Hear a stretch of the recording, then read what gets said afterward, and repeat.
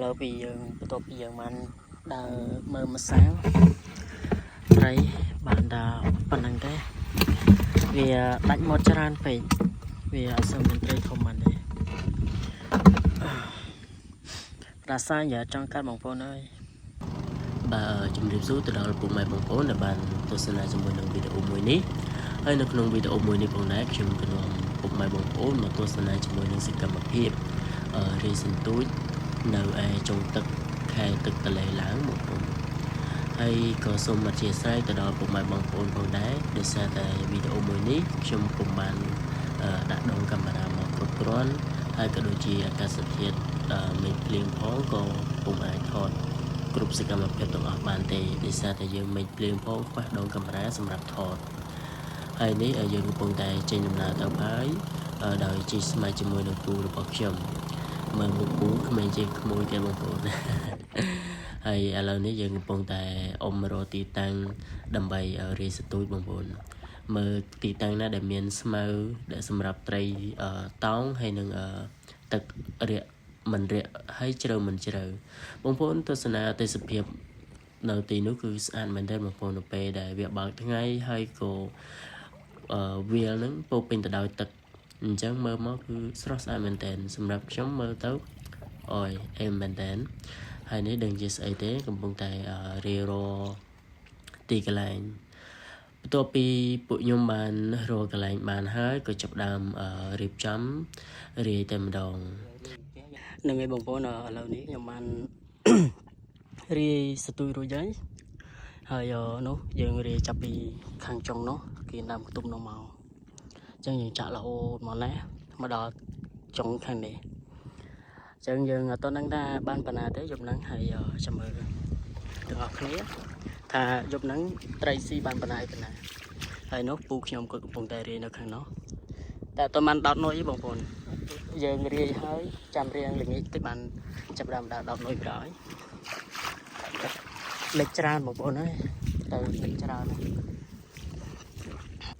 បន្ទាប់ពីខ្ញុំបានរាយសទួយរបស់ខ្ញុំរួចរាល់ហើយខ្ញុំក៏បានដើរតម្រង់មកពូកន្លែងពូរបស់ខ្ញុំនេះគាត់កំពុងតែរាយប្រហើយសាងទី3សទួយទាំងអស់តើម្នាក់តែ700បងប្អូនអត់បានដាក់ច្រើនទេដោយសារតែយើងចុះទៅសាកល្បងចំពេលដែលភ្លេងកិច្ចស្ងាយបងប្អូនដែលធ្លាប់នៅតាមស្រុកខ្សែចំបត់អីបែរជាគាត់ស្គាល់ហើយភ្លេងកាច់ស្ងាយរន្ទះបាញ់ក្បាលត្រីក្រាញ់ណាបងប្អូនខែហ្នឹងគឺនៅពេលដែលយើងមុននឹងរៀងភ្លេងអស់ភ្លេងចឹងគឺគេធម្មជាតិហ្នឹងគឺភ្លេងកាច់ស្ងាយរន្ទះបាញ់ក្បាលត្រីក្រាញ់សិនហើយបន្ទាប់ពីគាត់រាយរួចហើយពួកយើងក៏អុំទៅរកគ្នាពូនិយាយរួមទៅខ្ញុំទៅហ្នឹង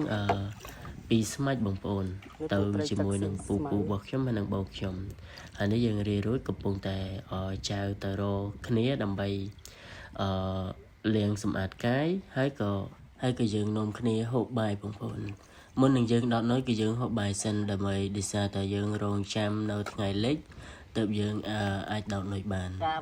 ហើយនេះបងប្អូនមើលទេសភាពទីនោះគឺស្អាតមែនទែនបងប្អូនបូកសំនឹងមេឃស្រឡះព្រះអាទិត្យរះមកហើយវានឹងពោពេញទៅដោយទឹកដែលលិចនឹងមកអូយស្អាតខ្លាំងតែម្ដងហើយបងប្អូនដែលគាត់ធ្លាប់នៅតាមស្រុកស្រែជនបទហ្នឹងគាត់ទៅធ្វើការនៅរាជធានីខេត្តនានាអីចឹងគាត់ឃើញហើយគឺគាត់ប្រកាសជានឹកដល់ស្រុកស្រែខ្លាំងតែម្ដងដូចជាស្ដែងខ្ញុំគឺធ្វើការនៅភ្នំពេញចឹងហើយខ្ញុំក៏មកលេងផ្ទះ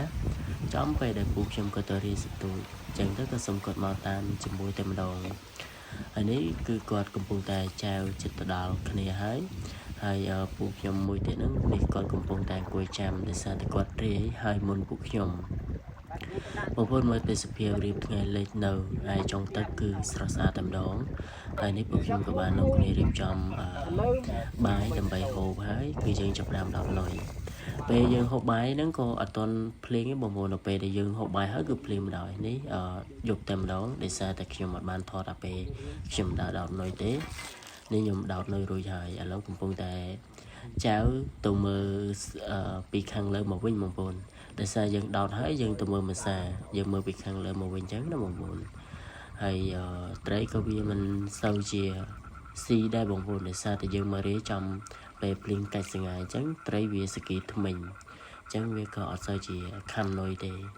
តើបងប្អូនកុំឲ្យខាតពេលយូរមកមើលសកម្មភាពនៅពេលយប់របស់ខ្ញុំទាំងអស់គ្នាមួយទៀតបងប្អូននៅពេលដែលបងប្អូនចុះរកត្រីឬក៏អ្វីផ្សេងនៅពេលយប់អញ្ចឹងសូមបងប្អូនបង្កើនការប្រុងប្រយ័ត្នឲ្យខ្ពស់ដោយសារតែទឹកឡើងច្រើនអញ្ចឹងពពួកសត្វដែលមានពឹសក៏ដូចជាពស់អីហ្នឹងក៏សវោតផងដែរ